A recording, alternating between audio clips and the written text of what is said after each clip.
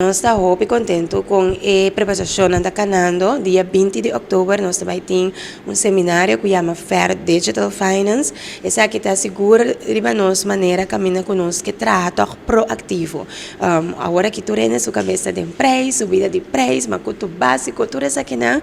Mas nós, como Fundação para Consumidor, está queda de nosso rol de informar e educar e nós está queda seguir desenvolvimento que está tomando lugar. Nós está guarda até hora e chega na nossa tupi para nós por informar os consumidores, nós traz de forma proativa e esse aqui netamente é motivo para esse seminário aqui.